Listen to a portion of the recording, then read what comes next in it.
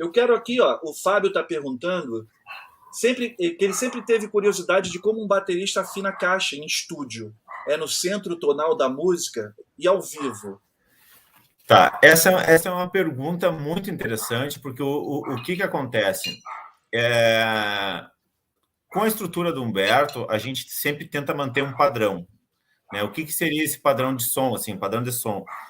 A gente usa os mesmos equipamentos, tipo, o show que vai ser, por exemplo, num estádio é o mesmo que vai ser num teatro, sabe? Não tem, show maior é tal equipamento, show menor é tal, não. Todos os shows são iguais, inclusive com o cenário é o mesmo, as coisas sempre que possível são as mesmas, sabe? Para não ter, justamente para não ter essa discrepância de tu ir num show. Citar um exemplo por hipótese, assim, no Citibank Hall, e aí tu vai em Uberlândia numa casa e não tem aquela estrutura, ou não tem aquele... Enfim, né? Aí vende uma coisa e não é outra. E aí o que aconteceu? Respeito com o fã também, muito isso, Exato. essa preocupação. Não, né? e respeito com a gente mesmo, né? Também, Porque a gente sabe que muitas vezes tu tocar com um equipamento, com um som que não é o teu, ou não é o...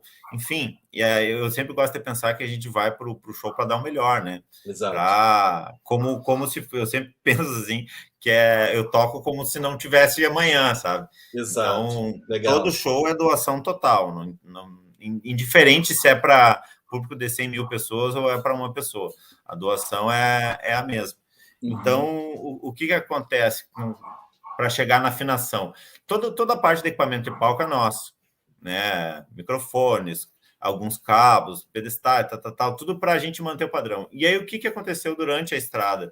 Eu notava que muitas vezes o som da bateria, principalmente além da caixa, do contexto, ele oscilava muito, sabe?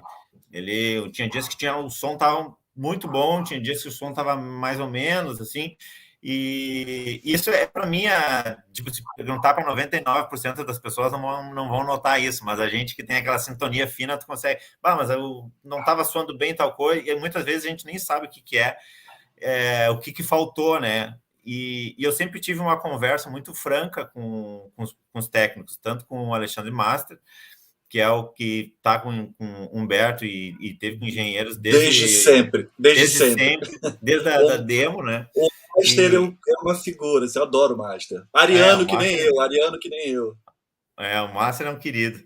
E o Marciano, que é o nosso operador de palco. Então, a gente sempre tenta resolver o problema na fonte, ou seja, na bateria. O que não está soando? O bumbo não está soando. Aí eu vou lá, mexo na afinação do bumbo e eu arrumo. O que não está afinando? O que não está soando? A caixa? Eu vou lá, mexo na caixa para depois ele ir nos botãozinhos lá e regular.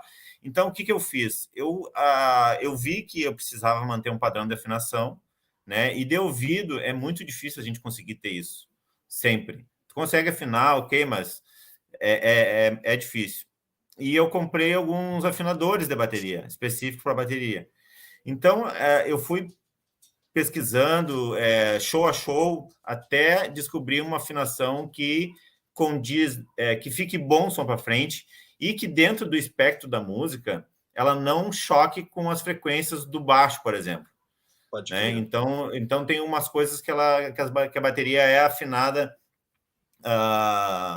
talvez não seja no tom da música, porque senão eu ia ter que afinar, cada música ia ter que tocar afinação, alguma coisa, mas eu faço, nos tambores, eu faço um acorde maior, um exemplo de Mi a Mi, e a caixa eu uso uma quinta, né, desse acorde. Então, eu consigo ter uma relação entre os tambores que fica melódico, vamos dizer assim. Então, mas isso, vamos dizer, como é que eu posso explicar? Muda muito a caixa, já que ele falou da caixa, né? A caixa tem 5 caixas na estrada. E isso é uma questão muito particular. Então, dependendo, eu uso 2 tipos de caixa. Uma caixa aguda, que é a caixa principal, e uma caixa mais grave, que é uma caixa para as baladas, uma música mais lenta. Então, aquela caixa que o master vai dar uma carregada no reverb para ela ter uma nota que dure mais. E aí eu tenho essa caixa que é um pouco mais baixa. Não chega a dar uma oitava mais baixa, mas ela dá Ela dá alguma quinta por aí, deve dar certamente. Então, eu tenho isso, eu afino bem ela, minha bateria ela é toda afinada com proporções, vamos dizer assim. Legal. Muitas vezes, dependendo, eu preciso subir um pouquinho a afinação, né? Aí eu subo toda a afinação dela. Por exemplo, tá em Mi, o surdo tá em Mi e o tom maior tá em Mi, eu vou. São 4, né? Se eu pensar numa escala Dó maior, é Dó, Mi, Sol, Dó. E aí eu vou. Se eu aumento a meio tom, um tom, eu subo todos os tambores, inclusive a caixa. Para Muito ter bom. sempre aquela mesma relação. Isso aconteceu, no fim, a gente acaba falando, é bom falar do instrumento, assim, muitas vezes, Claro. um detalhezinho.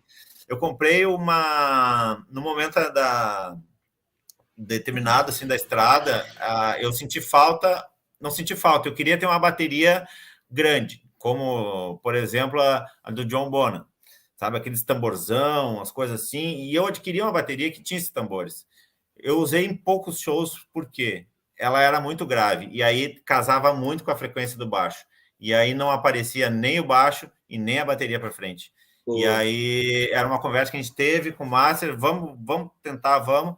Ficou ruim, aí sobe a afinação, e aí eu fui subindo, e eu cheguei em um ponto, não, peraí, eu tô com afinação quase igual à bateria que eu estava antes, então vou voltar com a outra que é o meu instrumento. Pode crer, pode crer. Isso são detalhes bem interessantes e são muito particulares meus, assim, de ter essa preocupação com afinação, de manter um padrão, de cuidar onde é que a bateria vai ser colocada dentro do espectro.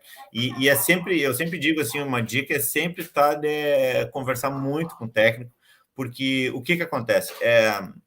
Eu faço uma analogia do som como se fosse um chimarrão, né? Por exemplo, eu posso ter o melhor instrumento, que é a cuia, eu posso estar com as peles em dia, que é a erva mate, que é uma erva nova, eu posso ter os pratos maravilhosos, com o melhor som, a baqueta com o melhor som, que é a bomba, mas se tem uma coisa que estraga tudo e que não bota isso para frente, é a água. Se a água está fria, ela estraga o mate.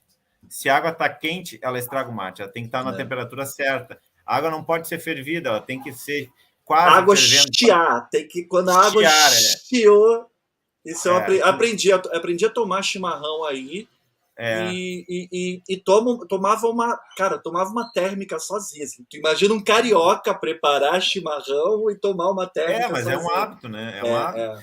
E aí eu faço essa analogia para música. Não, também, né? Eu posso ter uma bateria boa, posso ter peles boas, posso ter pratos bons, mas se o operador de som não conseguir passar aquilo que tu está fazendo, é a água, o operador de som é água. Ele pode estragar. Nada. Não adiantou nada tu vai tomar um mate ruim e muitas vezes a pessoa aquela que não gosta de chimarrão, eu acho muito azedo, muito forte, muito não sei o que, muito amargo, é que muitas vezes pode ter tido uma péssima experiência e pegou, vamos dizer assim, um ranço do mate. Né? Não, é amargo, como é que tu consegue tomar isso? E no som é a mesma coisa, às vezes o cara não entende o teu som, não entende a fonte, não escuta a tua bateria como ela é acústica, né? Porque isso é uma coisa que é muito peculiar do baterista, né? O baterista é um músico que toca vários instrumentos ao mesmo tempo. É verdade. Né? Toca o prato, toca o bumbo, e essa equalização ela tem que ser feita na mão e no ouvido. Né? Porque eu posso tocar o bumbo fraco e a caixa forte. Agora, se eu tocar o bumbo forte e a caixa fraca e desequalizar, não aparece ser um instrumento só, aparece ser vários instrumentos tocados. Então, eu acho que isso aí a gente sempre tem que andar junto. E isso que você falou é super curioso. E pouca gente faz essa associação à bateria, assim, de que são vários instrumentos, porque ela originalmente, nas orquestras e tal, onde ela surgiu, cada pessoa tocava uma parte dela, né? Ela era toda desmembrada e depois que ela foi feita nessa conjunção, assim.